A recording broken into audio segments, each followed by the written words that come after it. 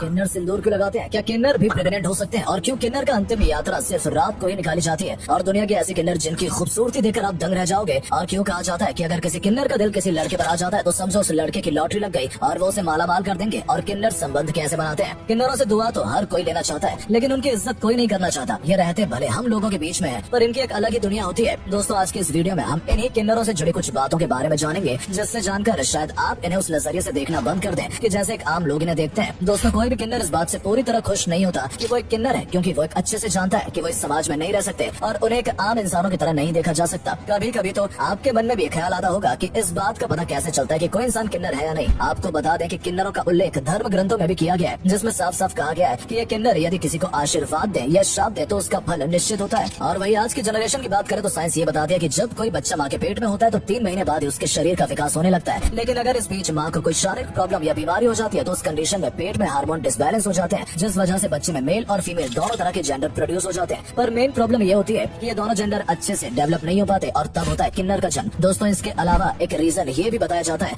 कि एक एग जो कि सिर्फ फीमेल बनाता है, जिसमें सिर्फ एक्स क्रोमोसोम होता है, वो एक एग के साथ फ्यूज होता है। मेल का स्पर्म सेल जिसमें एक्स और वाई दोनों क्रोमोसोम हो सकते हैं, अगर ये एक्स वाला फ्यूज हो गया तो एक्स और एक्स मिलने पर लड़की पैदा होती है, और अगर ये वाई स्पर्म सेल फ्यूज हुआ तो एक्स और वाई मिलकर लड़का पैदा होता है। लेकिन कुछ रेयर केसेस में कभी कभी ऐसा भी हो जाता है कि जब एक्स और एक्स क्रोमोसोम मिलने से लड़की पैदा होने वाली हो, तभी ये मेल का वाई क्रोमोसोम का कुछ पोर्शन एक्स वाले से जाकर जुड़ जाता है। ऐसा होने के बाद जो बच्चे पैदा होने वाले रहते हैं उनमें जेनेटिकल ऑर्गन सही से डेवलप नहीं हो पाते, या फिर मेल में फीमेल और फीमेल में मेल वाले रिप्रोडक्टिव ऑर्गन्स डेवलप हो जाते हैं और इसी बच्चे को किन्नर बोल दिया जाता है। दोस्तों, अगर किसी किन्नर का जन्म होता है तो ऐसे बच्चे को उसके पेरेंट्स अपने साथ नहीं रख सकते। किन्नर समुदाय के लोग आकर उस बच्चे को गोद ले लेते हैं। ये किन्नर समुदाय के लोग बच्चे को अपने नियमों के हिसाब से परवरिश देते हैं। चलिए अब आपको बता दें कि किन्नर समाज में क्या क्या होता है। दरअसल दोस्तों, ये भी हमारी तरह एक आम इंसानी होते हैं, बस यूँ समझ लीजिए कि भगवान की मर्जी से ये ऐसे हो जाते हैं। इनके भी कुछ सपने होते हैं और समाज का हिस्सा न होने के कारण ये वो सब काम अपनी बसी बसाई दुनिया में ही करते हैं। अब आप सोच रहे होंगे कि ऐसा क्या काम करते हैं, तो आपको बता दें कि किन्नर भी हम लोगों की तरह शादी करते हैं, पर उनकी शादी बिल्कुल अलग होती है। किन्नर समुदाय के लोग अपने आराध्य देव अरावन से शादी करते हैं। आपको बता दें कि अरावन अर्जुन के पुत्र थे। रावण को किन्नरों के पति के रूप में भी माना जाता है। किन्नर के लोग ये शादी आजीवन चलने वाली शादियों में से नहीं है। आपको जानकर हैरानी होगी कि उनकी ये शादी केवल 21 घंटे यानी कि 1 दिन की होती है। शादी का जश्न वो कुछ इस प्रकार से मनाते हैं कि वो अपने देव अरावन की मूर्ति को पूरे एरिया में घुमाते हैं और उसके बाद उस मूर्ति को नष्ट भी कर देते हैं। वो ऐसा इसलिए करते हैं क्योंकि हिंदू पुराणों के अनुसार महाभारत युद्ध में इस दिन उनके देव अरावन ने प्राण त्याग दिए थे। इसलिए सभी किन्नर ऐसा करने के बाद शोक मनाते हैं और सफेद साड़ी पहनकर अपने आप को विधवा मान लेते हैं और ये अपना मंगलसूत्र भी उतार देते हैं। ये इन किन्नरों के लिए बहुत बड़े त्योहार जैसा होता है, जैसे वो हर साल मनाते हैं। तो दोस्तों, अब तक हमने ये तो जान लिया कि ये पैदा कैसे होते हैं, शादी कैसे करते हैं। अब आइए जरा एक नजर इस बात पर भी डाल लेते हैं कि आखिर मरने के बाद ये लोग उसके आगे की प्रक्रिया कैसे करते हैं। अब जैसे इस्लाम में मुर्दों को दफनाया जाता है, वही हिंदू लोग उसे जला देते हैं। वैसे ये लोग क्या करते हैं दोस्तों, मेरी तरह शायद आपको भी इनकी मृत्यु के बारे में ज्यादा कुछ जानकारी तो नहीं होगी, क्योंकि इसके पीछे का कारण ये है कि किन्नरों की मृत्यु के बाद उनके दाह संस्कार को आम आदमी नहीं देख सकता, इसलिए शायद इस विषय पर ज्यादा किसी को मालूम नहीं है। दरअसल जब किसी किन्नर की मृत्यु होती है तो उसे आधी रात के बाद ही ले जाया जाता है। ये ऐसा इसलिए करते हैं क्योंकि कोई भी आम आदमी किन्नर की शव यात्रा को न देख सके।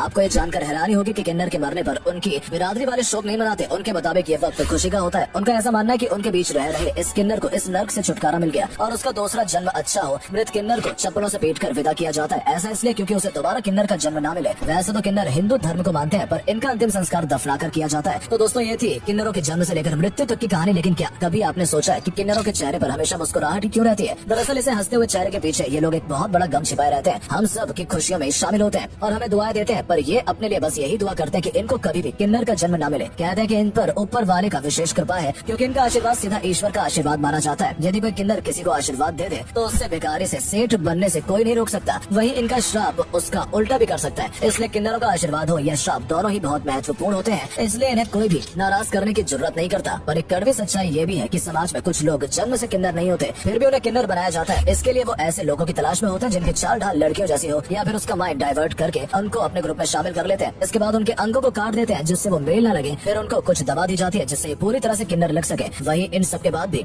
उनके कुछ और नियम होते हैं जिसके बाद ही उनको किन्नर समाज में दाखिला मिल सकता है। लेकिन वो नियम कौन से हैं, चलिए बताते हैं। सबसे पहले रस्में ली जाती हैं, फिर गुरु धारण करने का भी रिवाज। इन सब के बाद सबके साथ भोज भी करना पड़ता है, तब जाकर किसी को किन्नर समाज में जगह मिलती है। पर एक शर्म की बात ये भी है कि किन्नर समाज को समाज में काम नहीं मिलता। अब जीना है तो खाना भी चाहिए, पर ये कहाँ से आएगा? इसलिए ज्यादातर किन्नर भीख तक मांगने पर मजबूर है। दोस्तों, आप लोगों ने अक्सर ट्रेन या बसेस में पैसा मांगते इन्हें देखा होगा। कई लोग ये सोचते हैं जहाँ देखो ये लोग वहीं पैसा मांगने आ जाते हैं। अगर गौर किया जाए तो ये हम ही लोगों की वजह से काम करते हैं। अब चूंकि इन्हें कोई काम नहीं देता तो अपना पेट भरने के लिए ये भीख मांगने पर आमदा हो जाते हैं। हाल ही में किन्नरों पर सुप्रीम कोर्ट ने एक फैसला सुनाया कि जिसे सुनकर उनके भी मन में एक आशा की उम्मीद जगी है। दरअसल ये वो फैसला है कि तीसरे वर्ग के रूप में ट्रांसजेंडर्स को मान्यता दी गई है। इसके साथ किन्नरों को ये दर्जा देने वाला भारत दुनिया का पहला देश बन गया है। सुप्रीम कोर्ट ने ट्रांसजेंडर को शिक्षा एवं स्वास्थ्य देखभाल सुविधा मुहैया कराने के लिए भी केंद्र एवं राज्य सरकारों को निर्देश दिए। और अगर आप न्यूज देखते हैं तो आपको पता ही होगा कि हाल ही में पद्म लक्ष्मी जो ट्रांसजेंडर थी वो केरला की पहली वकील बन गई है। वहीं प्रिया भी एक भारत की पहली ट्रांसजेंडर डॉक्टर है। मतलब नजरिया बदल रहा है।